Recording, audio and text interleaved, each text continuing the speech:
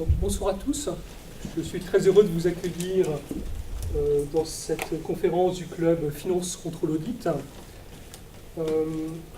L'objectif de ces conférences, c'est d'accueillir les étudiants en cours de formation à l'IAE, les diplômés, nos partenaires, les futurs étudiants, de manière à développer les échanges au sein de notre communauté. Ce soir, nous avons le plaisir d'accueillir un habitué du club, Jean-Louis Buchalet, donc un habitué puisqu'il est venu nous voir, alors, je l'ai regardé juste avant de venir, mais il était chez nous le 1er décembre 2015, il y a 2 ans, pour nous parler de la bulle immobilière, qu'il n'a pas encore exposée, mais elle va bien exposer un jour. Donc il y aura peut-être l'occasion de revenir, de dire quelques mots sur le sujet, pour nous parler du capitalisme et de sa crise, des tensions qui existent dans le capitalisme. Alors, on n'est pas dans une université, je ne pourrais pas être condescendant, mais périphérique, avec la volonté de développer des thèses complètement anarchiques ou trop critiques vis-à-vis du capitalisme. Mais on a néanmoins à l'IE de Paris une vision de la finance très pragmatique.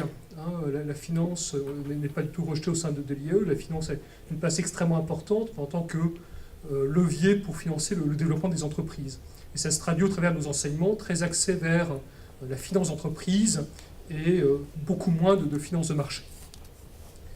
Donc je laisse la place à Jean-Luc Buchalet, qui va nous développer ses thèses pendant une petite heure.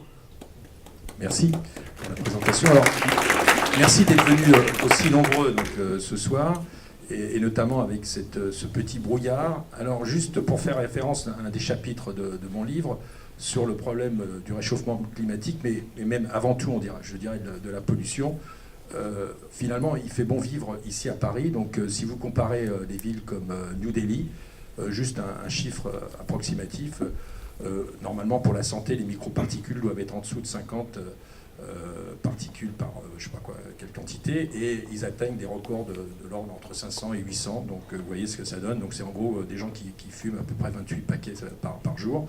Vous allez à Pékin, vous avez exactement le même phénomène, même s'ils répètent tous les jours qu'ils vont changer leur modèle. Vous allez à Jakarta, c'est exactement la même histoire, et vous promenez un peu partout. Et quand vous avez un peu de lucidité, alors là, c'est quand même, ça devient plus difficile de nier un peu le phénomène, parce que des fois, vous êtes obligé, en pleine journée, de mettre vos phares anti-brouillard pour pouvoir vous déplacer dans certaines de ces régions.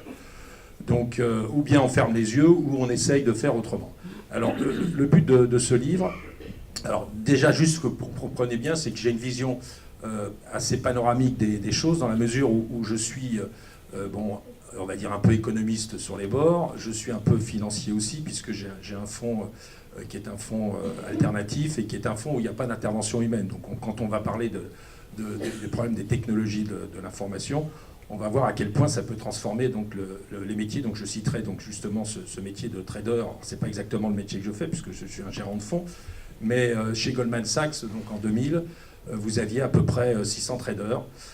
Aujourd'hui, chez Goldman Sachs à New York, vous avez 2 traders et 200 informaticiens. Donc les traders étaient payés 600 000 $ et les informaticiens sont payés 200 000 $. Et quand vous regardez la part de gâteau, c'est-à-dire la valeur ajoutée qui est créée par ces équipes, elle n'a pas augmenté. Et la seule différence, c'est qu'elle est répartie autrement. Et donc ça, c'est un des premiers impacts de la 4e révolution industrielle. C'est-à-dire que quand vous regardez les États-Unis qui sont au cœur de cette révolution, la part des nouvelles technologies de cette 3e ou 4e révolution industrielle n'a pas évolué au cours des 10 dernières années.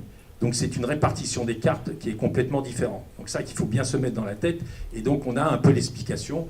On va dérouler quelques graphiques parce que des fois ça montre de façon pertinente, avec des faits et des chiffres, comment les choses évoluent. La deuxième orientation dans mon livre, c'est que je suis ingénieur agronome de formation. Donc je ne suis pas tombé dans le bain de la finance tout petit. Et donc j'ai une sensibilité probablement par rapport à d'autres personnes qui ont d'autres formes de formation, et notamment pour les plus anciens qui connaissent peut-être René Dumont, qui s'était présenté en 1974 avec un pull vert à col rouge, et il avait mis sur la table une pomme avec un verre d'eau, et il avait fait déjà le diagnostic. Le problème, c'est que quand c'est une bulle ou quand c'est des évolutions sur longue période, malheureusement, il a eu raison trop tôt. Et la problématique, quand vous avez raison trop tôt, on vous prend ou pour un fou, ou vous êtes exclu, ou quand vous remettez en question le système et que les gens ne veulent pas voir ce qui se passe devant eux, en général, on ne vous écoute pas. Donc écrire trop tôt, ça ne sert à rien. Écrire trop tard, bien entendu, ça ne sert à rien. Et là, il y en a quand même pas mal qui en général, écrivent après que la crise soit arrivée. Et donc moi, j'essaye, quand on fait du surf, c'est-à-dire de prendre la vague, pas trop tôt parce que vous la loupez, et trop tard, vous prenez la vague dans la gueule.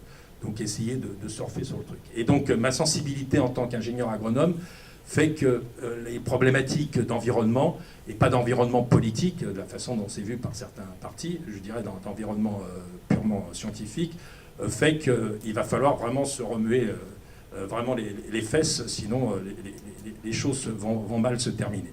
Et alors, en économie, comme en finance, et comme dans le domaine des sciences du vivant, vous avez ce qu'on appelle des seuils de non-retour. C'est-à-dire qu'à partir d'un certain stade, il est très difficile de revenir en arrière, et après, on est obligé d'écoper, de ramer.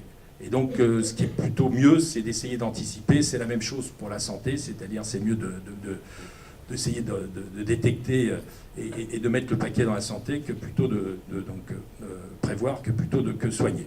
Alors, sur mon livre, il y a 7 chapitres, donc j'ai fait une analogie biblique. Alors pourquoi biblique? Pourquoi le Nouveau Testament économique? Parce que finalement, quand Jésus, tout le monde est d'accord que Jésus a existé. Bon, après, savoir si c'est le Fils de Dieu, ça c'est une autre histoire.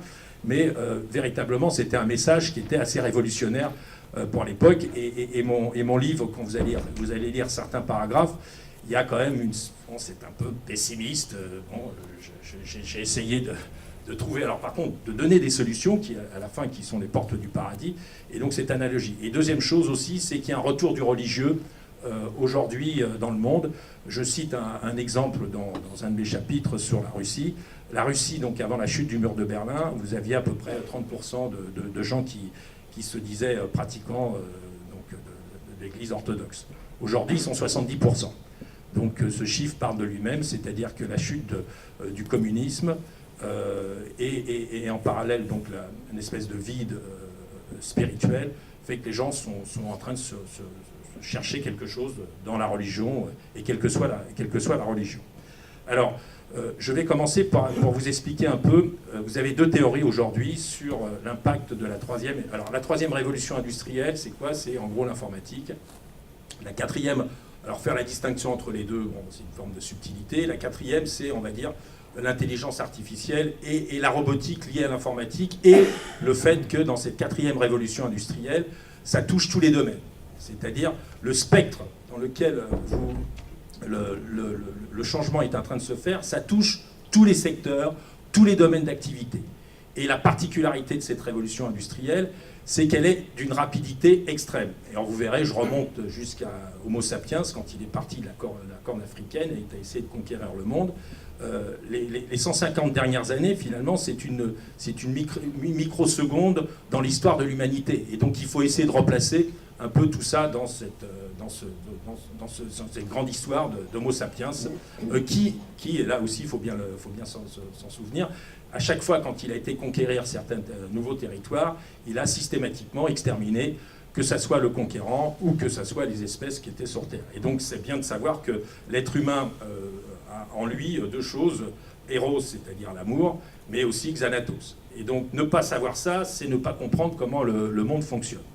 Donc, et si vous regardez juste, je cite, je crois, l'exemple de la Tasmanie.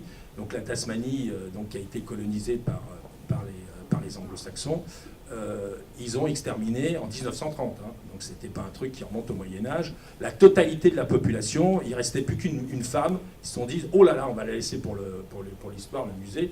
Mais tous étaient exterminés. Et ils avaient une prime en 1930 pour pouvoir aller flinguer donc, les aborigènes. Alors, donc c'est bien de savoir que l'individu, il se comporte comme ça.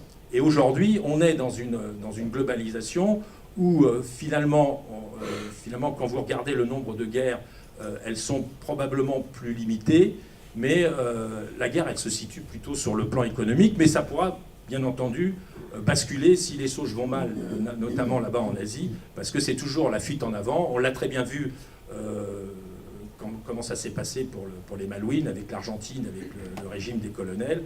Et donc, ça ressoudait toute la population, que le système était complètement en train en Argentine de s'effondrer. Et donc, l'invasion des Malouines, alors ils ne savaient pas qu'en face, il y avait Margaret Thatcher, qui était une femme tout à fait sympathique, et qui a été récupérée, cette espèce de bout de terre, à l'autre bout du monde. Et paradoxalement, si les choses vont mal dans l'économie, il ne faut pas s'étonner à ce que vous avez une montée du nationalisme. Donc maintenant, je vais aborder donc le premier chapitre qui est fondamental, c'est-à-dire ce que je vous ai dit, l'impact des nouvelles technologies sur le monde. Vous avez un vrai problème, c'est-à-dire que par rapport et vous avez deux thèses. Hein. La première thèse, c'est de dire, c'est la fameuse phrase de Schumpeter, la destruction créatrice, c'est-à-dire toute révolution détruit une partie des emplois existants et derrière, vous avez la création de nouveaux emplois. Moi, je ne fais pas partie des gens qui pensent que la 4e révolution industrielle va se passer comme les précédentes. Moi, j'appellerais ça même plutôt disruption destructrice, dans la nature même de cette révolution. Et donc, je vous ai dit, ça touche tous les domaines, et surtout, ça touche les classes moyennes et les emplois qualifiés. Donc je vais vous donner quelques exemples pour que vous compreniez bien comment le phénomène de polarisation, et je vous ai dit, le gagnant emporte toute la mise. Donc c'est la même chose au niveau des emplois qu'au niveau des entreprises. Et donc, prenons les métiers de la médecine, le cardiologue qui faisait partie dans les gens qui gagnaient très bien leur vie, l'intelligence artificielle va faire, et ce n'est pas un truc qui va arriver dans 50 ans, c'est maintenant, c'est en train de se faire, et le radiologue va être complètement déclassé. Vous prenez toujours dans la médecine, tout ce qui est les médecins biologistes, je les ai rencontrés, j'ai discuté avec eux, ils disent que leur métier est en train de disparaître, parce que tout simplement l'intelligence artificielle fait ça de façon beaucoup mieux. Une infirmière pourra être aussi... Alors, donc vous avez toute une série de métiers qui pourra disparaître. Avec le laser, vous avez la possibilité de faire une injection ou de faire un prélèvement beaucoup mieux que le fait l'infirmière, sans que ça laisse de cicatrices. Même chose pour les robots qui sont développés dans le domaine de la chirurgie. Si vous prenez les métiers de notaire ou tous les métiers de l'assurance, avec la blockchain, le métier de notaire va disparaître. Alors je ne sais pas si dans l'Assemblée tout le monde sait exactement ce que c'est que la blockchain. En tout cas, c'est un système décentralisé qui vous permet de valider toutes sortes d'opérations.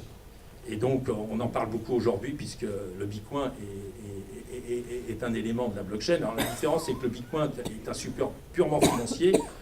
Beaucoup de monnaies, de crypto-monnaies sont des monnaies qui sont là pour pouvoir justement résoudre certains problèmes. Donc il faut bien comprendre que vous avez un double phénomène.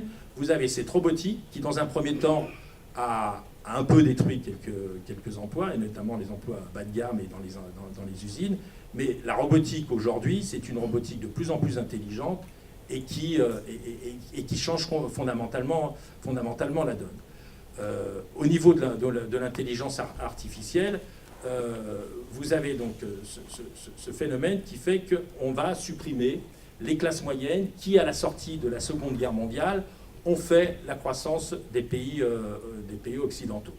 Et ces classes moyennes, il y avait une forme d'ascenseur social qui fonctionnait, ces classes moyennes pouvaient s'intégrer dans le système et elles payaient les impôts. Et donc si vous avez disparition de ces classes moyennes, si on prend l'exemple américain, les classes moyennes, ça représente à peu près 70% de la demande de PIB, de la demande donc de la création de valeur. Donc vous comprenez bien que, et alors si on regarde donc justement les conséquences à la fois de la mondialisation et de ces 3e et 4e révolutions industrielles, qu'est-ce qu'on constate? Qu'au cours des 20 dernières années, les salaires réels baissent un peu partout, et notamment aux États-Unis. Et donc quand les salaires réels ne progressent pas, les salaires réels sont à la base de l'inflation. Donc quand les salaires réels ne progressent pas, qu'est-ce qui se passe? Il n'y a pas de rentrée d'argent, il n'y a pas de croissance, etc.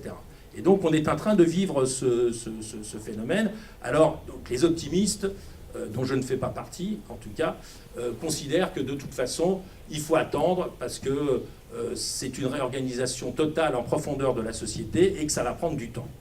Moi, mon sentiment, c'est différent. Et donc, je vais prendre l'exemple de l'agriculture, puisque j'ai appris à planter des carottes. Et donc, à la fin du 19e siècle, vous aviez à peu près 70% de la population en Europe qui travaillait pour l'agriculture. Et ces gens-là produisaient une alimentation qui n'était pas toujours suffisante, il y avait encore des famines. Aujourd'hui, ça représente 2% de la population. Donc vous imaginez la productivité où vous passez de 70% à 2% qui produisent des quantités. Maintenant, on a des surplus alimentaires un peu partout dans les pays occidentaux. Et le même phénomène est en train de se diffuser à l'ensemble de la planète. Donc vous avez eu un transfert des métiers de l'agriculture vers l'industrie. L'industrie a atteint son apogée dans l'Occident. Les émergents ont pris le relais, et avant tout la Chine avec son entrée dans l'OMC en 2001. Et donc, si vous prenez le maximum en termes de poids dans l'économie américaine, qui reste encore le leader, pas dans la production, mais en tout cas comme première puissance, on est monté au maximum autour de 37%. Alors la Chine, qui fait toujours des records absolus encore plus impressionnants, elle est montée jusqu'à 55%. Et si vous comparez donc la Corée du Sud et le Japon, jamais des chiffres aussi impressionnants ont été atteints. Après, vous avez eu un transfert de ces gens avec la deuxième révolution industrielle, avec une robotique mais qui était moins intelligente, vers les emplois de service. Et les emplois de service, ils ont une particularité, c'est que la productivité, alors c'est quoi la productivité pour les gens qui ne savent pas trop dans la salle? C'est en gros combien vous allez, par exemple si vous êtes un producteur de bagnoles, combien vous allez produire de bagnoles par personne. Et donc augmenter la productivité dans l'agriculture, c'est très facile. Augmenter la productivité dans l'industrie, c'est très facile. Augmenter la productivité dans le secteur des services, c'est beaucoup plus difficile.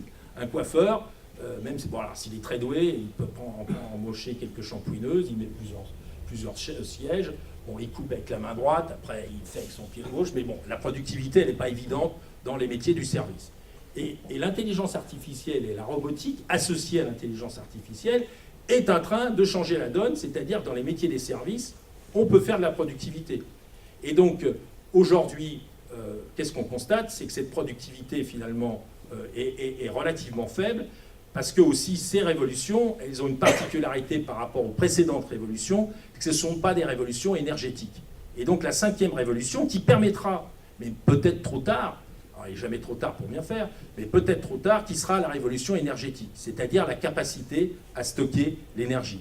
Et à partir du moment où on pourra stocker l'énergie, on va pouvoir résoudre un nombre incroyable de choses. Sauf qu'aujourd'hui, quand vous voyez les batteries, mais c'est une saloperie de pollution inimaginable. J'ai été donc au Pérou pour voir comment ça se passe, les extractions de tous ces éléments que vous mettez dans les batteries, le lithium et tout. Vous les retrouvez donc notamment sur toute la chaîne des Andes. Et j'ai vu comment on exploitait. Et tout ça, il faut plein de flottes. Et donc il y a un problème supplémentaire qui vient se rajouter, c'est qu'il y a de moins en moins de flottes sur la planète. Et malheureusement, l'eau est mal répartie. Et les pays pauvres sont en déficit chronique de flotte. Donc vous comprenez bien que vous allez donc avoir, donc vous avez les salaires réels qui baissent, polarisation de l'emploi, et donc vous avez des gens qui sont exclus. Alors on passe d'où des services sur lesquels on peut faire de la productivité incroyable, ça passe vers quoi? Ça passe vers la case réorganisation de la société, ça passe vers la case chômage, ou ça passe par la case formation et essayer de retrouver un autre métier beaucoup plus sophistiqué. D'accord? Alors maintenant, je prends au niveau des entreprises. Vous prenez les fameux GAFAM et vous rajoutez, donc les GAFAM, c'est des grandes entreprises des nouvelles technologies donc aux États-Unis, et vous rajoutez les BAT, donc c'est l'équivalent chinois, donc Alibaba, Tencent, etc. Et vous regardez ce que ça représente en termes de richesse, de capitalisation. C'est à peu près 170% du PIB français. Et ça correspond à 650 000 personnes qui travaillent. D'accord? Et donc, dans ce système, pour bien comprendre l'enchaînement, vous avez donc les salaires réels qui baissent. Comme les salaires réels sont à la base de l'inflation, il n'y a pas d'inflation, donc les banques centrales, qu'est-ce qu'elles font? Elles baissent les taux. Comme la productivité n'est pas au rendez-vous, donc la productivité, on la trouve où? Uniquement dans le secteur de l'informatique ou des nouvelles technologies, mais elle ne se diffuse pas. Alors j'essaierai de vous expliquer si on a le temps, mais elle ne se diffuse pas aux autres secteurs, ce qui est peut-être une des explications pour lesquelles la productivité. Alors je vous montre déjà ce premier graphique. Donc vous voyez la France, Alors, on va dire, la France, on s'en fout, hein, 65 millions d'habitants, d'où l'intérêt quand même d'être unis au niveau de l'Europe, parce que le nationalisme ne mène nulle part. D'accord? Donc vous voyez, nous on a décroché un peu plus tôt que les autres, mais bon, on vous cite l'Allemagne, bon bah c'est pas mieux, hein. Vous voyez, nous on fait un 2, pareil, même topo. Vous prenez ici l'ensemble des pays du G7, donc vous voyez les couleurs, ça se dégrade et puis ça disparaît. Et donc vous regardez les États-Unis ici, qui sont en bleu clair, vous voyez, ils sont là. Ok? Et donc, vous connaissez donc la tendance sur longue période, c'est quoi? C'est la croissance de la productivité plus l'accroissement de la population en âge de travailler. Donc on va regarder, il y a un chapitre sur la démographie, et vous allez voir que bon, ça ne s'oriente pas exactement aussi bien qu'on peut l'imaginer. D'accord? Donc je reviens. Donc vous avez une polarisation de l'emploi, le gagnant emporte toute la mise, les banques centrales pour sauver le système, puisqu'il n'y a plus de croissance, donc qu'est-ce qu'elles font? Elles baissent les taux. Elles font du quantitative easing, mais c'est pas uniquement pour pouvoir essayer c'est pas uniquement pour sauver le système après la crise des subprimes, c'est que véritablement on essaye d'injecter de l'argent. Vous vous rendez compte, maintenant quand on dit aux étudiants que les taux sont négatifs, bon, ils prennent ça en disant bah oui, pourquoi pas, etc. Donc c'est quand même une aberration. Donc vous avez quand même un message très fort si vous regardez la courbe des taux, jusqu'au 5 ou 6 ans, les taux sont négatifs. Et je ne parle pas des taux réels, je parle des taux nominaux. Donc il y a un message très fort qui vous est donné derrière tout ça. Et donc si vous prenez des entreprises comme Uber, Uber c'est valorisé 70 milliards. Ça perd à peu près 3 milliards. Ok? 70 milliards, 3 milliards. Ça ne peut fonctionner, quand vous regardez, si on prend ce qui se passe en France, ils prélèvent 25% de la course. Avec 25%, ils n'arrivent pas à équilibrer le compte. Et le problème, c'est que le chauffeur Uber, lui, pour arriver à toucher le SMIC, il est obligé de travailler 70 heures. Donc le seul moyen pour que ce système fasse, c'est transformer une partie. Alors, ça ne veut pas dire qu'il faut supprimer Uber, etc. C'est qu'il faut repenser complètement. Il ne faut surtout pas jeter les nouvelles technologies, parce que de toute façon, les autres prendront le train. Et autant en avoir une partie comme des avantages et ne pas avoir que les inconvénients. Vous prenez Amazon. Amazon, c'est 125 milliards de chiffre d'affaires. Et c'est quoi les bénéfices? C'est cacahuètes. C'est rien du tout. Alors, c'est volontaire, parce que dans cette économie où les taux d'intérêt sont négatifs ou proches de zéro, où les spreads de taux des entreprises corporates qui investissent sont écrasés comme jamais dans l'histoire, donc ils ont la capacité à se financer. Et eux, on accepte qu'ils perdent de l'argent. Et donc, ils sont non pas valorisés sur leurs bénéfices, ils sont valorisés sur la capacité à prendre des parts de marché. Et tant que le marché fantasme complètement parce qu'ils se disent je vais louper le futur Facebook, j'ai loupé Google, je ne vais pas louper le futur Google. Donc il y a tous les gogos qui arrivent. Bon, le symptôme là, du picoin, là, c'est quand même bien le critère qu'on n'est pas quand même, on est dans une bulle. Et donc cet excès d'argent, il est là pour essayer de reflatter l'économie parce qu'il n'y a rien de pire. Et alors pour sauver, donc je vous ai dit, le système, comme les taux d'intérêt étaient très bas, vous avez une mauvaise allocation de l'actif et ça fait monter l'immobilier partout dans le monde. Et donc la crise des subprimes n'est pas autre chose que la résultante de ce que je suis en train de vous expliquer, avec des politiques monétaires qui sont beaucoup trop laxistes, mais pour sauver le système. Et donc si ces taux sont bas, c'est pas que ça va bien, c'est parce que ça va pas bien. D'accord? Donc la Fnac, elle, Fnac Darty, quand elle est cotée en bourse, si elle veut survivre, il faut qu'elle gagne de l'argent. Donc comment voulez-vous que la compétition soit à armes égales et malheureusement, des entreprises dans ce secteur, il y en a beaucoup plus aux États-Unis qu'il y en a en Europe. Et donc on ne se bat pas à armes égales. Donc d'un côté, ils peuvent perdre de l'argent et le but c'est quoi? C'est de détruire tous ces concurrents pour après se transformer en espèce d'oligopole ou de monopole. Et dans cette économie de la connaissance, je vous dis, c'est le numéro 1 et le numéro 2 qui l'emportent. Le reste, il n'existe plus. Alors prenons un deuxième exemple qui est Booking. Booking, c'est un truc extraordinaire. Vous allez en Amazonie, j'étais baladé en Amazonie, vous avez une petite baraque complètement paumée dans son coin, Booking, il a répertorié. Donc là, vous pouvez trouver le truc. Alors c'est génial hein, pour les gens qui n'ont pas peur de dormir dehors. Vous regardez s'il y a un autre truc en Amazonie, c'est ce que j'ai fait, et j'ai été dans mon truc, et après vous négociez, parce que qu'est-ce qu'ils font, Booking? Ils piquent 15% au mec. Alors c'est vrai qu'ils ont fait leur système informatique, etc. Sauf que vous voyez bien comment les rapports de force sont. C'est-à-dire que vous êtes obligé de passer par Booking si vous avez la trouille de dormir dehors en Amazonie. Bon, c'est vrai qu'il y a quelques crocodiles. Ok, donc ça, c'est la première chose. Donc, polarisation de l'emploi. Le gagnant porte toute la mise. Et qu'est-ce que fait le gagnant? Il n'a qu'une seule volonté, c'est de détruire les autres. Alors, je vous donne un autre exemple, puisque je pense qu'il y a quelques téléphones portables ici d'Apple. Si vous prenez les bénéfices, alors ça a un petit peu changé depuis, mais si vous prenez les bénéfices d'Apple en 2015, Apple, c'est 15% de part de marché au niveau mondial. C'est 90% des bénéfices mondiaux. Et alors, ces sociétés, elles sont apatrides. Elles ne payent pas d'impôts. Elles s'arrangent pour pouvoir avoir le sandwich hollandais ou je ne sais quelle manipulation sympathique. Alors là, bonne nouvelle, les Irlandais vont accepter d'encaisser 13 milliards d'euros.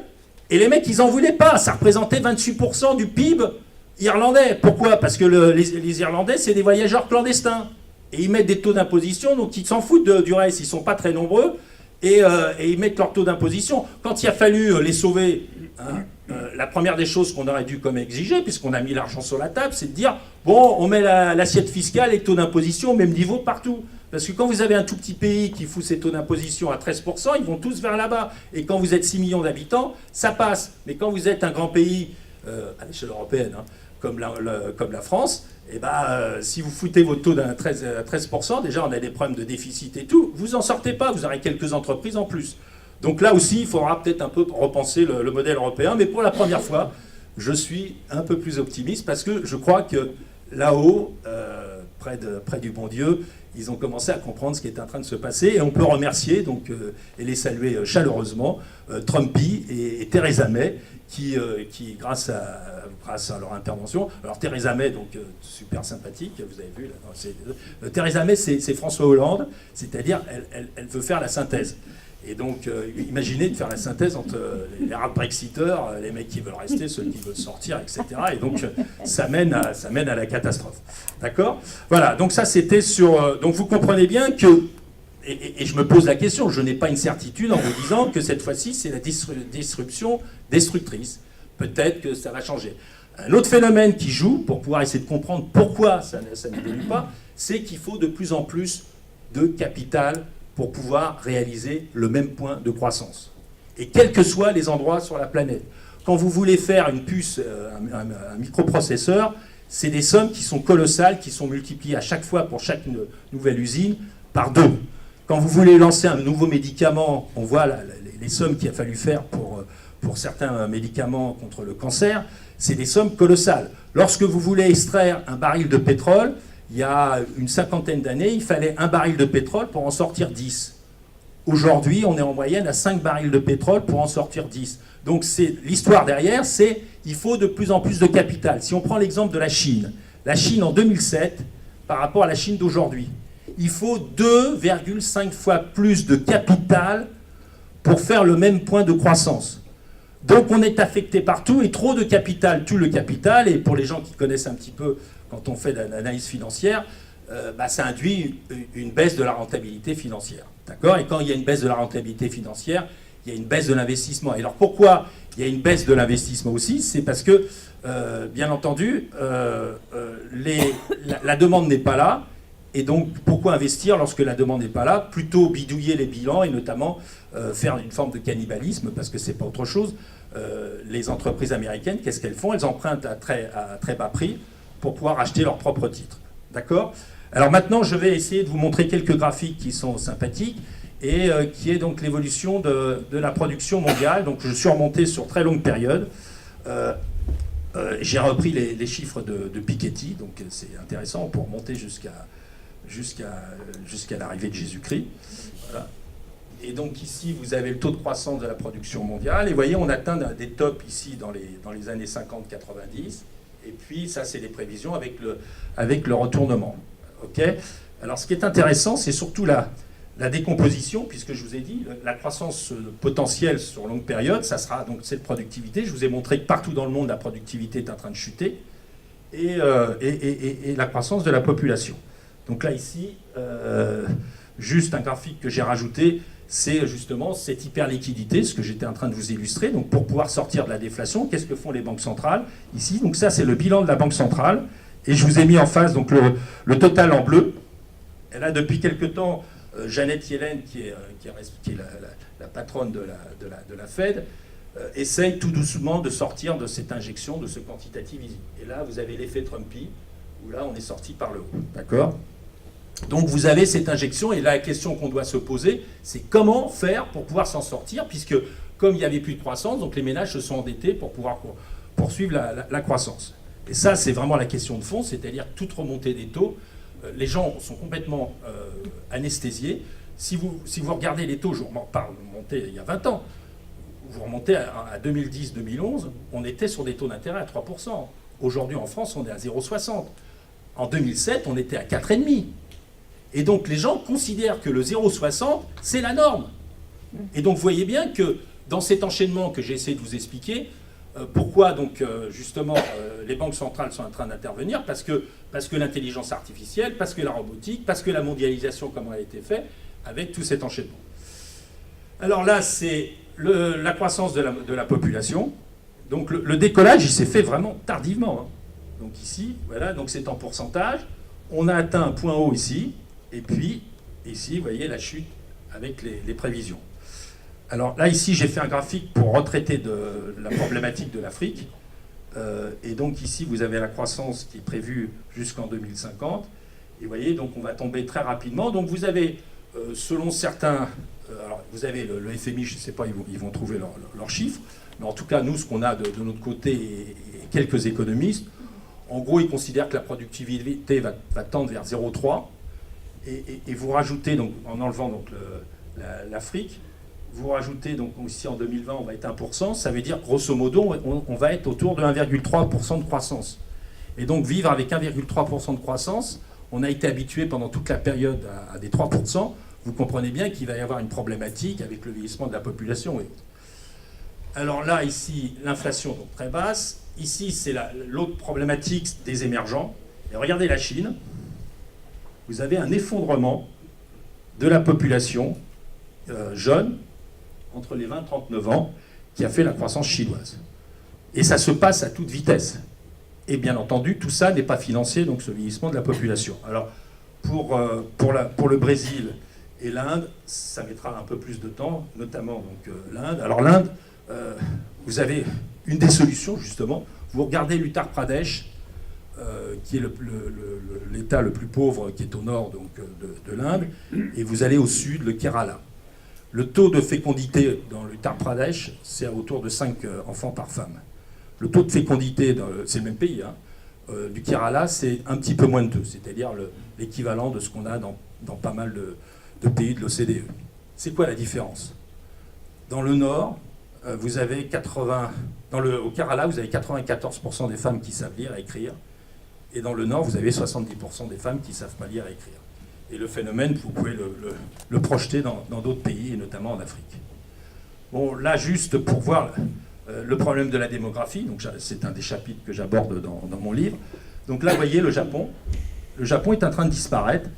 Donc plus de la moitié de la population aura plus de 55 ans. Et de l'autre côté, ici, vous voyez, aujourd'hui, en Afrique, la médiane de la population, donc la moitié de la population a moins de 19 ans. Et là, vous voyez, si vous voyez la Chine, avec sa transition énergétique qui se fait à toute vitesse. Donc on a un vrai problème de vieillissement de la population, et malheureusement, vous avez accélération dans les pays pauvres, donc l'Inde du Nord, quasiment toute l'Afrique subsaharienne, et puis tout ce qui se termine en Pakistan, Afghanistan, Moyen-Orient. Là, ici, vous avez le ratio de dépendance. Donc on était en Chine à 8, et on passe à 2,2. Donc vous imaginez, et c'est pas financé. On parle de nos retraites, nous on a quand même, on va pas avoir grand-chose, mais on aura quelque chose au bout du compte. D'accord ? Et vous voyez, ça touche tous les pays émergents. Ok ? Ici, alors ce graphique, il est très impressionnant. J'ai comparé le coût de la crise, des subprimes. Donc pour ceux qui sont très loin, je vous montre quelques chiffres. Donc l'Allemagne, c'est 40% du PIB. La France, c'est 50%. Les Rosbif, ils font toujours un peu mieux. Ils ont fait 68%. L'Espagne, 82%. Et le coût actualisé du vieillissement de la population, grosso modo en Europe, on est à 300%. L'Allemagne, 375%. et le Japon, 499%. D'accord? Donc allez vous promener au Japon, vous verrez, il y a plein de petits métiers, les gens vont travailler jusqu'à la fin de leur vie. Alors, comment les choses se sont passées, ce que j'essaie de vous décrire. Donc je vous ai expliqué que la Chine, grâce à son émergence extraordinaire, a financé et surtout essayé d'empêcher la revalorisation de sa monnaie. Et donc là, je vous ai mis le poids des différentes zones dans l'épargne mondiale. Et donc regardez, la Chine a alimenté cette hyperliquidité et notamment a favorisé. Donc là, on n'avait pas un problème de déficit d'épargne. Alors de l'autre côté, vous avez le Japon qui chute, les États-Unis, ça chute, la zone euro, ça chute, mais d'une façon moindre. Vous prenez l'Angleterre, c'est plutôt version Japon. Et là, regardez, ici, en fonction du profil démographique, qu'est-ce qu'on s'aperçoit lorsque la population des 45-65 ans commence à baisser, le taux d'épargne baisse. D'accord? Donc on va être confronté pour la première fois, probablement à un déficit d'épargne, parce que les banques centrales ne peuvent pas éternellement inonder le système. Et derrière, lorsque vous avez l'exemple japonais, et qui vous illustre bien qu'est-ce qui peut se passer, vous voyez, quand l'épargne chute, ce qui est le cas d'un vieillissement de la population, le taux d'investissement, il chute. Quand le taux d'investissement chute, la productivité chute. Alors pour revenir sur la Chine, qui est un pays qui est à revenu intermédiaire, la vraie problématique pour la Chine, vous avez l'exemple de Foxconn, une entreprise de 100 000 salariés, ceux qui fabriquent les téléphones portables ou autres d'Apple, ils ont annoncé ils ont licencié 60 000 en mettant des robots à la place. Donc la Chine va être atteinte du même syndrome qu'on a connu. Nous, c'était d'abord la mondialisation et après le phénomène de la robotique, va être atteinte du même syndrome. Mais ça sera pas donc, nous, c'était la Chine qui a pesé énormément sur les salaires réels de l'ensemble des industriels, des ouvriers dans l'industrie. Et là, on va avoir le même phénomène. Alors, pour illustrer ce que je vous disais dans le fait que vous avez une segmentation de l'emploi, ici, je vous ai mis les différents cycles, les différentes crises et comment l'emploi s'est redressé. Et qu'est-ce qu'on constate dans les années 60, 70, etc., même jusqu'en 1980, l'emploi chutait. Alors d'abord d'une intensité, parce que ça, la crise des subprimes est très importante, mais ce qui est plus impressionnant, c'est le temps qu'a mis l'économie américaine pour retrouver le niveau d'avant. Et donc ça, derrière tout ça, c'est la transformation du marché du travail que je suis en train de vous expliquer. Alors, on le voit très bien si on regarde ici, je vous ai mis le taux de participation et le taux d'emploi aux États-Unis. Vous voyez, donc avant l'entrée de la Chine dans l'OMC, vous aviez le taux d'emploi qui progressait entre le démarrage du cycle et la fin du cycle. Et là, cette fois-ci, ça baisse systématiquement. Et quelles que soient les classes d'âge dans lesquelles vous vous trouvez. D'accord? Et là, vous avez l'effondrement avec quasiment pas de remontée. D'où l'explication qu'il n'y a pas d'inflation, de second tour d'inflation salariale. Ça, c'est la baisse des salaires réels que je vous disais. Alors là, ici, auparavant, en bleu clair, ici, vous avez le PIB mondial. Et là, vous avez le commerce mondial. Le commerce mondial allait 2 fois plus vite que le PIB mondial. Et cette fois-ci, le commerce mondial va moins vite que le PIB mondial. Ça veut dire quoi? On est en train d'assister à un phénomène de démondialisation. Bon, je ne commande pas ce truc-là en bas, c'est le contenu en importation. Alors, comment on s'en sort dans ces systèmes lorsque vous avez un endettement partout sur toute la planète? Et bien là, on a eu la réponse, hein, c'est l'hyperinflation. À la sortie de la Seconde Guerre mondiale, on avait une inflation en France de 60%. Et donc, c'est une façon de spolier les rentiers, mais de façon beaucoup plus soft. Aujourd'hui, il n'y a pas d'inflation, vous avez compris mon scénario. Et donc, comment s'en sortir pour pouvoir rembourser de la dette? Eh bien, il n'y a pas 1000 solutions. Donc, un jour, on va vous dire, monsieur, bah, vous aviez un emprunt d'État, il valait 100. Alors, on ne va pas vous dire, on ne vous le rembourse pas, on va vous dire, on vous mettra un emprunt perpétuel, et puis on vous mettra une espèce de touille et autres. Vous toucherez un coupon, et puis finalement, vous aurez 30 ou 40%. Donc, vous allez avoir une restructuration à un moment ou à un autre de la dette. Il n'y a pas d'autre solution dans un environnement où il n'y a pas de croissance et autres. Donc, vous voyez, les gens qui refusent d'essayer de s'adapter à ce système. Alors là, juste très rapidement, la problématique du réchauffement climatique, donc je vous ai parlé de la pollution. Donc là, c'est les projections de consommation d'énergie. Donc vous voyez, l'OCDE commence à faire du boulot. Tous les autres pays, c'est en pleine explosion. Donc la COP 21, c'était une grosse rigolade. Donc là, c'est les tendances. Regardez le charbon. On est là, hein. Ça baissouille. Hein. D'accord ? Le pétrole, ça baisse un peu. Ici, les énergies renouvelables, ça monte, mais c'est rien du tout. L'hydroélectricité, c'est stable. Et le nucléaire, ça bouge plus. D'accord ? Et donc là, on va regarder de façon plus détaillée. Ici, les répartitions du poids des sources d'énergie. Donc là, c'est 2015. Et vous voyez, l'essentiel des énergies qui sont des énergies fossiles, c'est 78%, ou 80%, 86%. Donc il n'y a aucun changement. Et rien ne se passera. D'accord ? Donc je n'ai toujours pas compris cette espèce d'euphorie à la sortie de la COP 21. Alors qu'est-ce qu'il faut faire pour pouvoir ne pas dépasser les 2% ? Et les 2%, c'est déjà pas mal de catastrophes climatiques. Alors, grosso modo, il faut laisser 80% des réserves dans le sol. Et donc si vous êtes un propriétaire, un fournisseur d'énergie primaire, c'est quoi votre réflexe ? Ça n'a de la valeur que si vous le sortez de terre. Et donc, paradoxalement, le fait qu'on sait qu'à un moment ou à un autre, de toute façon, il faudra limiter l'utilisation de ces énergies fossiles, eh ben, il se dépêche. Et le fait que l'Arabie Saoudite veut coter ses réserves d'énergie, c'est une façon de trouver quelques gogos qui vont encore acheter le pétrole qu'on ne pourra jamais sortir. Ça n'a de valeur que si on le sort. Et donc c'est la même chose pour le pétrole de schiste et le gaz de schiste. Alors là, voilà, ça c'est aujourd'hui. Après normalement ça c'est la COP 21, mais comme on n'a rien fait, ça c'est la tendance actuelle. Et les choses sont reparties comme en 40, c'est-à-dire les choses s'étaient un peu stabilisées. C'est quoi ? C'était la récession, c'est la crise des subprimes. Ce n'est pas les efforts qui ont été faits.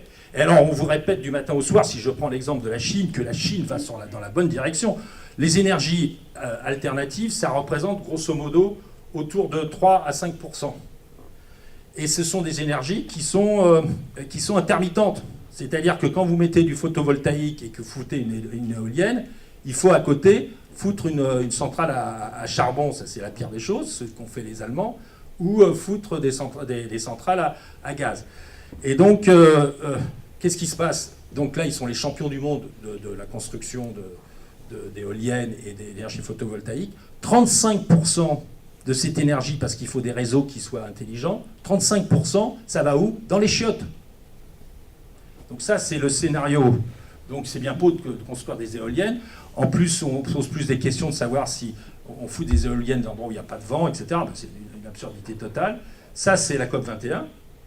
Et ça, voilà ce qu'il faudrait faire. Alors après, par pays. Donc voilà la tendance.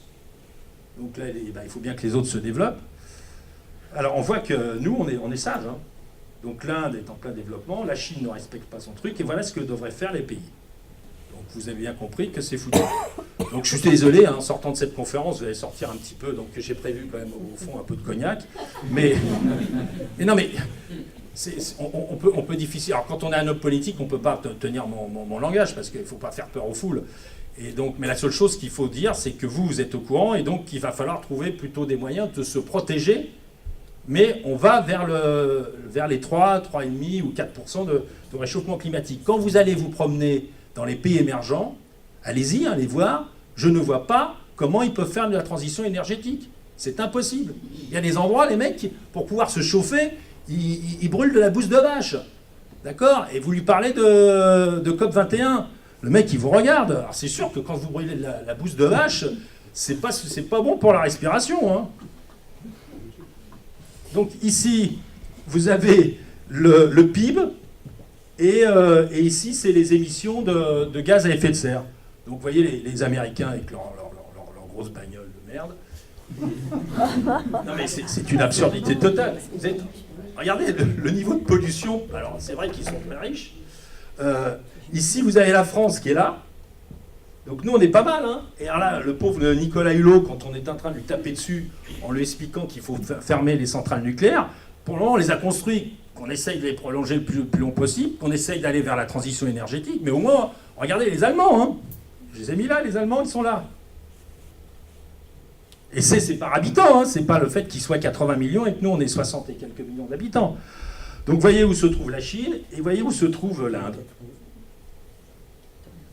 Donc, qui c'est qui doit faire de la place? C'est là, et puis c'est nous, pour laisser de la place, et puis là aussi. Alors, les Chinois qui sont très malins vous expliquent que nous on a pollué et qu'on a réussi à avoir notre croissance et que donc on a une dette envers eux. Si vous faites le bilan carbone depuis la première révolution industrielle jusqu'à aujourd'hui, les Chinois, ils ont plus pollué que les Occidentaux. D'accord? Donc ça, il faut quand même bien le savoir.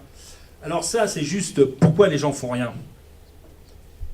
Parce que l'impact du réchauffement climatique sur le PIB va se faire de façon extrêmement décalée. Donc quand vous êtes un homme politique, on sort de la crise des subprimes, vous allez vous dire, bah, attendez, je fais la transition énergétique, 2040. Et 2040, il y aura déjà 3 ou 4 présidents. Alors là, ici, je vous ai mis la carte du réchauffement climatique. Et malheureusement, quand vous regardez cette carte, vous voyez donc toute l'Afrique subsaharienne, l'Inde, toute l'Asie du Sud-Est, toute une grande partie de la Chine, toute une grande partie de l'Amérique latine. Vous avez tout le nord de l'Afrique et toute une partie ici au niveau du Moyen-Orient. Donc c'est situé au niveau où la pauvreté est en train de se développer et ne baisse pas. Donc là, c'est par les conséquences aussi que je vous expliquais de ce déséquilibre de population. Donc vous voyez, l'Afrique aujourd'hui, c'est 16% de la population mondiale. Alors ça ne va pas se passer comme ça, hein. Dans mon livre, je cite l'exemple du Rwanda, où il y a une guerre civile, et je parle aussi du Nigeria, et je vais vous citer un petit mot. Donc normalement, il représenterait 42% de la population mondiale. Donc vous comprenez que le processus migratoire aujourd'hui des trois tondus, 4 pelés et les pauvres, ils laissent leur peau, c'est rien du tout. C'est juste un avant-goût de ce qui vous attend. D'accord? Alors le Nigeria, 8% de la population mondiale. Alors eux, là ici, vous avez, alors là c'est le schéma, c'est le Rwanda, hein. Donc vous avez entre le nord et le sud la religion, les deux religions différentes, donc qui se détestent, et même dans le nord, la même religion, ils se détestent aussi. Il devrait être 900 millions d'habitants sur une surface qui fait le double de la France. Donc vous imaginez. Alors le Rwanda, c'est quoi l'histoire? Ce génocide, c'est un problème écologique et un problème de densité de population. C'est pas parce qu'on est toujours tassé qu'on se fout sur la gueule. En Belgique, on est très tassé. On n'est pas en train de s'entretuer. Mais le Rwanda, donc il y avait le problème ethnique entre les Hutus et les Tutsis. Et les Belges ont eu la bonne idée de filer des cartes d'identité et ils ont foutu la différence, les ethnies. Avant, ils se mariaient entre eux, ils ne faisaient pas la différence et tout. Bon, déjà, on pouvait les repérer grâce aux cartes d'identité parce que sur la gueule, ça ne se voyait pas. Hein. D'accord? Et donc, c'était un pays qui avait un avantage, c'est un pays sur des hauts plateaux. Et donc, toutes les maladies endémiques qui se trouvent dans l'Afrique subsaharienne, quand vous descendez dans les vallées, le palu, la mouche tsetse, etc., n'existaient pas. Donc il y a eu un taux de fécondité et moins de morts dans une surface qui est relativement petite. Et alors comme ils faisaient beaucoup d'enfants, donc il fallait partager les surfaces agricoles. Et donc quand vous faites 6 ou 7 enfants, même s'il y en a plein qui meurent, au bout du temps, vous coupez en rondelles et de plus en plus, et les parcelles devenaient de plus en plus petites. Et comme il n'y avait pas d'ingénieurs agronomes qui étaient là pour leur expliquer comment il faut faire, donc ils ont été tapés sur les marécages, etc. Et puis à un moment, ils ont commencé à crever de faim. Et alors, il y en a toujours un ou deux qui s'en sortent mieux. Et donc il y a une ethnie qui rachetait les terrains des autres parce qu'ils étaient un tout petit peu plus riches. Et au départ, le génocide a commencé au sein des propres communautés. Et puis après, bien entendu, le problème de l'ethnisation. Vous avez le même phénomène, je n'ai pas le temps de le décrire, j'en parle ici dans le livre, sur le problème de la Côte d'Ivoire. Donc on est à peu près sûr, et donc ça s'est terminé par le fait. Alors vous avez quand même l'exemple du Bangladesh, avec des vrais problèmes avec le réchauffement climatique, des pollutions et autres. Visiblement, c'est pas systématique quand on est trop peuplé qu'on se met sur la gueule. Mais là, vous avez tous les éléments, c'est-à-dire que vous avez véritablement le problème qui vient se rajouter, qui est le problème religieux. Le Bangladesh, ils sont tous... Alors l'Afrique. Donc vous lisez René Dumont, il avait tout compris. Je vous l'ai dit tout à l'heure. Donc ça, c'est la croissance ici vous avez la croissance globale, la productivité, et en gros la croissance de la population en âge de travailler. Et donc de 1990 à 2000, la croissance africaine, c'est que la croissance de la population. Là, il y a un petit sursaut, et on a cru à un moment, alors en plus, comme c'était le truc à la mode, et il y avait quelques banquiers sympathiques qui voulaient fourguer leurs émissions d'obligations, et donc qui racontaient des belles histoires sur l'Afrique. Et là, il y a eu un rebond de la productivité. Mais ce rebond de la productivité, c'est quoi? C'est essentiellement l'explosion du prix des matières premières. D'accord? Et on le voit très bien, le retournement de matières premières, regardez, la productivité est en train de chuter. Donc vous avez une population qui fait 1,2 milliard qui va passer à 2,4 milliards. 70% des gens n'ont pas accès à l'électricité. L'eau se raréfie dans certaines zones. Donc, et donc si vous retraitez pendant cette période qui a été euphorique de la croissance des matières premières, vous êtes sur une croissance endogène de 1,5 sur une population qui aura plus de 2. Ça veut dire que la croissance africaine, pendant cette période où la productivité était un peu plus forte, était négative. Alors là, très rapidement, donc, vous voyez la Chine, 14,25, juste avant la crise. Donc les gens, alors si vous prenez le Grand Shanghai, c'était du 16-17. Et probablement quand c'était 14, c'était pas 14, ça devait être plutôt 15 ou 16. D'accord? Bon, nous on était là, donc vous voyez en bleu, vous avez l'Europe qui commençait à s'en sortir, et la crise est venue des États-Unis, sauf qu'on a géré ça n'importe comment. Après, heureusement qu'on a eu Mario Draghi, et vous voyez, nous on est retombé en récession, et puis derrière les États-Unis commençaient à s'en sortir. Et là, vous voyez, la Chine est en train de ralentir à toute vitesse, sachant que probablement le chiffre de 6,54%, on devrait faire 6, dans les chiffres officiels, les chiffres sont certainement largement surestimés. Alors regardez, ici je vous ai mis la contribution de la contribution à la croissance mondiale des grandes zones économiques. La Chine, c'est 34%. Donc imaginez que mon scénario, j'ai raison, c'est que le ralentissement chinois finit par et vous allez être convaincus par les 2-3 graphiques que je vous montrerai derrière, l'Europe, la zone euro, moins 4,5.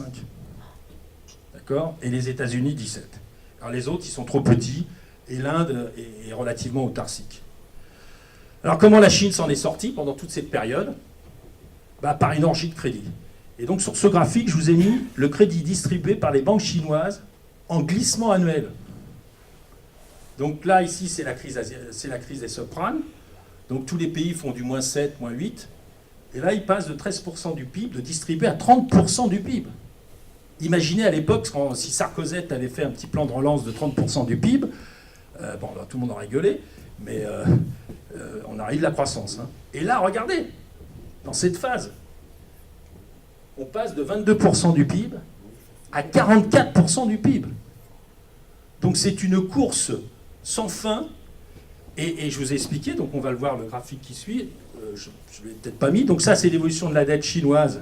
On était avant la crise à 151%, on est à 281%. La Banque des règlements internationaux vous dit que lorsque le ratio de la dette rapportée au PIB progresse de plus de 10%, vous avez un risque systémique bancaire. Là on n'est pas à plus 10, on est à plus 30. Alors la seule chose, c'est que c'est un système non transparent, vous n'avez pas complètement accès à l'information, et le système, et donc les gens qui prévoient, comme moi depuis pas mal de temps, un ralentissement beaucoup plus brutal, ont eu tort. Pourquoi? Parce que de toute façon, leur survie, donc ils feront n'importe quoi. Ils vont faire tourner l'hélicoptère encore beaucoup plus vite. Et ils vont continuer. Alors ils vous expliquent toujours qu'ils vont prendre ils vont faire le travail de restructuration de la dette, etc. Il ne se passe pas parce que l'essentiel de la croissance, c'est le premier. Alors là, vous avez l'endettement des grandes zones, donc États-Unis, Europe, tout le monde est endetté. Donc vous comprenez bien pourquoi les banques centrales aussi ont baissé les taux. Donc comment faire pour pouvoir sortir de cette hyperliquidité taux bas? Et alors là, je vous ai mis l'exemple des États-Unis, de la dette depuis la crise, depuis 1916 jusqu'à aujourd'hui. Alors ça, c'est vraiment instructif de ce qui nous attend. On prend l'exemple des États-Unis, puisqu'on a des chiffres sur très longue période. Donc ici, vous avez en vert les ménages. En jaune, vous avez les entreprises non financières. Ici, en grisé, vous avez les établissements financiers. Et là, vous avez l'endettement public. D'accord ? Et donc, qu'est-ce qu'on voit ? Donc, la crise de 29 propulse de façon très importante l'endettement, mais l'essentiel, la dette venait des entreprises. Là, on voit, ici en grisé, la dérégulation, et donc l'augmentation des bilans des banques, avec les conséquences qu'on a eues de la crise des subprimes. Donc là, ici, on régule tout ça après le truc. Alors, Trump, il veut déréguler à nouveau tout ça. Les ménages ont participé, mais ils se sont quand même pas mal désendettés cette fois-ci parce qu'ils ont la possibilité de se mettre en faillite. Et les entreprises ont commencé, là, jusqu'à là, elles étaient à peu près correctes, et là, ça commence à augmenter. Et ça ne peut baisser qu'à une seule condition. Ça ne peut baisser ici. Quand est-ce que la dette de l'État a commencé à baisser? Lorsque l'ensemble des acteurs privés étaient désendettés. Et qu'est-ce qui s'est passé là aussi? La Seconde Guerre mondiale. Ça, donc, c'est le coefficient marginal du capital. Vous voyez, la Chine, 2006. Donc, on passe, en gros, de 3 à 7. Donc, multiplication par plus de 2, 2,5. Ça, c'est l'évolution des salaires dans le secteur manufacturier en Chine et la productivité dans l'industrie. Donc, regardez la pelle à tarte qui est en train de se constituer. Donc, il y a un vrai problème de compétitivité. Et après, donc, je répondrai à vos questions. Donc, j'ai abordé, il y a un chapitre sur le bonheur, et là, je vous ai mis la courbe du bonheur. Et sur la courbe du bonheur, je vous ai mis les différents pays de la planète. Et là, ici, vous avez quoi? Donc, vous avez le PIB par habitant, en abscisse. Et là, vous avez le bonheur ressenti. D'accord? Alors, il y a une première conclusion qu'on voit bien ici sur ce graphique, c'est que les pays communistes, ex-pays communistes, sont malheureux. Le communisme ne rend pas heureux. Donc là, comme Xi Jinping a renforcé donc le Parti communiste, je ne suis pas sûr que ça va les rendre heureux. Vous avez une particularité ici de l'Amérique latine. Alors ça, c'est des graphiques qui sont faits en glissement sur très longue période. Ils sont super heureux. Ils fument. Alors voilà, donc Joël dit qu'il fume. Moi, j'essaie de trouver une explication au fait que les mecs d'Amérique latine, ils sont heureux. Et alors, ils sont heureux pourquoi? Je me suis dit, bon, peut-être qu'ils dansent, ils tirent un peu plus que les autres, ou je sais pas quoi, mais bon, en tout cas, ils sont plus heureux. Et la réalité, vous savez ce que c'est? C'est l'installation, notamment par Lula, mais vous avez dans beaucoup de pays d'Amérique latine, de bourses, et qui ont permis à toute une partie de la population de sortir de l'extrême pauvreté et de la pauvreté. Et lorsque vous avez la possibilité de vous habiller, d'avoir un toit, de vous soigner et de bouffer correctement, votre bonheur explose. Donc quand on fait des comparaisons entre les Français, c'est vrai qu'ils sont pas très heureux, mais vous voyez aussi, les Français sont là, hein, en dessous de la courbe du bonheur. L'Allemagne de l'Ouest est un petit peu plus heureuse, mais pas tant que ça. D'accord? Mais on compare des choux et des carottes. Le type, quand il commence il sort de la survie, il est super heureux. Alors, donc, vous voyez, il y a un aplatissement de la courbe. Regardez la Corée. Super réussite. Vous verrez, j'en parle dans mon livre, taux de suicide le plus élevé au monde. Les gamins se suicident. Les vieux, on les a foutus dans un placard. On leur fout un peu de Confucius là, en fin de journée pour les rassurer. Et là, vous avez quoi? Tout en haut, les pays d'Europe du Nord. Et c'est pas le hasard si les gens sont globalement plus heureux. Alors ça ne les empêche pas quand même de monter un peu du nationalisme. Hein. Finlandais, machin et tout, quand même, hein, malgré ça. Alors là, pour que vous compreniez d'où vient la montée du populisme, je vous montre deux graphiques. C'est le chômage et la perception subjective du bonheur au cours du temps. Donc quand vous tombez dans le chômage, vous êtes super malheureux. Bah oui. Et alors, particularité, les femmes sont beaucoup plus résistantes que les hommes. Donc, elles sont moins malheureuses quand elles sont au chômage que les hommes. Et puis surtout, elles ont une capacité de résilience beaucoup plus importante. D'accord? D'où l'intérêt d'avoir un équilibre, notamment au niveau du Parlement, autant d'hommes que de femmes. Ça permettra un peu d'équilibrer au niveau du bonheur. Alors regardez le graphique qui suit. Vous allez vous marrer. Ça, c'est quand vous perdez votre conjoint ou votre conjointe. Et bien, vous êtes moins malheureux quand vous avez perdu votre mari ou votre femme que quand vous tombez dans le chômage, et vous en remettez. D'accord? Alors les femmes s'en remettent encore plus vite que les hommes.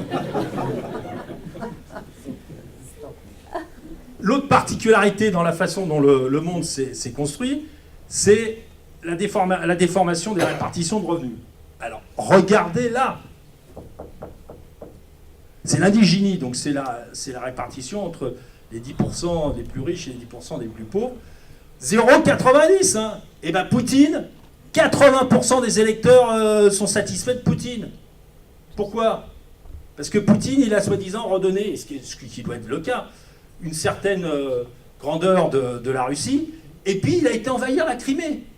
Donc, dans mon scénario, je vous ai parlé des Malouines, je pense que si la Chine va mal, elle va envahir Taïwan, ou quelques petits îlots là, pour pouvoir bien faire. Et quand vous êtes à 2 h du matin, et que vous avez pris un peu d'alcool fort avec quelques Chinois bien placés, ils vous expliquent qu'on n'est pas encore prêt, mais bientôt, on donnera la fessée. On se retirera, comme on a fait avec le Vietnam. Sachant que le Vietnam, c'est les Vietnamiens qui avaient gagné à l'époque. Hein. Mais bon, ils ont gagné contre toutes les puissances. Hein. Les Vietnamiens, c'était fort. Voilà, la France est ici. Et vous voyez, le vrai problème de tous ces pays émergents, où ces populations ont cru véritablement qu'ils allaient ils allaient y arriver. Et donc vous comprenez bien la difficulté si véritablement mon scénario se déroule. Et ne soyons pas étonnés que le nationalisme prend l'envergure. Alors là, ici, dans la pauvreté, c'est quoi la chute de la pauvreté dans le monde? Quand vous retraitez de la Chine, vous apercevez que ça baisse peu. Si vous retraitez d'une partie de l'Inde, ça baisse peu. Et regardez l'Afrique subsaharienne. La population croît plus vite que la baisse de la pauvreté. Voilà, donc ça c'est les conclusions, donc il ne faut pas s'étonner qu'on ait quelques partis sympathiques d'extrêmes un peu partout dans le monde. Voilà, donc j'ai essayé très rapidement de faire une synthèse de ce qui se passait dans le monde. Donc, alors, juste je termine quand même pour les portes du paradis, c'est que on sait ce qu'il faut faire. On sait vraiment les solutions. Mais la seule chose, et c'est ce que je mets toujours quand je signe une bafouille, c'est qu'il va falloir se mettre autour de la table pour pouvoir résoudre collectivement les problèmes. Et alors aujourd'hui, on va tout à fait dans ce sens. Regardez Trumpy, regardez ce qui se passe en Chine, regardez ce qui se passe en Turquie avec Erdogan, Duterte là, le Trumpy asiatique. Le type, il se vante en public, à la télévision, qu'il a tué la première personne à l'âge de 13 ans, pour donner l'exemple. Et quand il faisait sa publicité pour se présenter donc, aux élections, il expliquait que la maire en face de la capitale, comment c'est Manille allait se transformer, et les requins allaient aimer ça, parce qu'ils allaient tellement tuer de gens qu'ils allaient mettre... Et le type, il a été élu, et il est aimé. Et donc, comprenez bien que dans ces systèmes, prenez l'exemple du Brésil. Le Brésil, comme le disait, je crois que c'est Clémenceau, le Brésil est un pays d'avenir et le restera. Et donc, vous le voyez comment ça se passe. -4. Et puis là, les mecs qui sont là super joyeux, on fait plus 0,7. Et généralement, quand vous avez ces crises, les gens ne supportent pas la corruption. Dans le cerveau humain, le bonheur, c'est quoi? C'est vous acceptez qu'il y a des différences, dans la mesure où vous voyez la ligne de tendance qui va vers le haut. Quand les choses se retournent, on ne supporte plus. Voilà, donc je suis prêt à répondre à toutes vos questions, et je vous conseille, c'est un livre, si vous avez des problèmes de vous endormir, donc vers 10 h du soir, ça remplace un somnifère. Voilà, merci de votre écoute. Est-ce qu'il y a la lumière au bout du tunnel? Donc c'est le dernier chapitre qui sont les portes du paradis, où je donne toutes les solutions. Donc au niveau de l'agriculture, on sait exactement ce qu'il faut faire. Vous travaillez sur la permaculture, on arrive à faire des productivités. Il faut arrêter d'aller exploiter des salades, je ne sais pas à l'autre bout de la planète, pour pouvoir les transporter. Donc il faut relocaliser les choses. Au niveau, là, il y a ce fameux sujet dont on a parlé pendant la campagne électorale, c'est sur le revenu universel. Et moi, je ne propose pas un revenu universel parce que je ne vois pas l'intérêt de verser un revenu à tout le monde, mais un crédit d'impôt universel, c'est-à-dire la capacité dans ce monde qui va se restructurer pleinement, dans les gens qui vont se retrouver pendant une période de sans emploi, de pouvoir vivre correctement. Ce n'est pas exactement la même chose que de verser à tout le monde, parce que là, en termes de finances publiques, ce n'est pas toujours évident. Je propose un autre truc, alors ça c'est purement, on va dire, franco-français, qui est la TVA sociale, qui a été complètement enfouie, qui est un des moyens de faire payer la protection sociale à tout le monde, et non pas. Alors la TVA, comme tout le monde paye la même chose, on disait que c'est un impôt injuste, mais ça vous permet quand même de façon importante. Nous, on a un véritable problème de coût fiscal, c'est-à-dire que quand vous prenez un salaire d'un cadre ou même d'un ouvrier, vous imaginez quand vous comparez par rapport aux autres pays européens, je ne vous parle pas d'aller à l'autre bout de la planète. Si vous prenez l'industrie agroalimentaire, on était premier il y a quelques années, on est passé troisième derrière donc l'Allemagne en premier. C'est quoi la différence? En Allemagne, les mecs qui travaillent dans l'agroalimentaire, c'est 8 € de l'heure. En France, c'est 16 €. Il n'y a pas d'autre solution. Donc quand vous êtes avec la même monnaie et que vous avez de telles divergences, ça ne peut pas marcher. Et donc là, la loi sur les travailleurs détachés que Macron a essayé de négocier, ben là aussi, ça fait partie des choses. Et puis, il faut mettre le paquet sur la formation. Mais alors, le paquet. Il faut repenser complètement les systèmes de formation, etc. On sait exactement, là il y a certains syndicalistes qui disent Blanchet qui est en train de nous faire chier avec ses neurosciences. Bon, ben, il y a des gens qui ont travaillé, ils savent exactement ce qu'on peut faire au primaire pour mieux apprendre à compter, à lire, comment s'adapter à ce type d'environnement. Et donc les neurosciences, c'est pas si mal que ça. Voilà, je préfère plutôt que de détailler, comme ça ils voudront avoir, parce que c'est comme dans un roman policier, la fin se termine bien dans mon livre, donc je vous laisse acheter le livre pour savoir comment ça se termine. Et je réponds à vos questions. Merci. Bravo.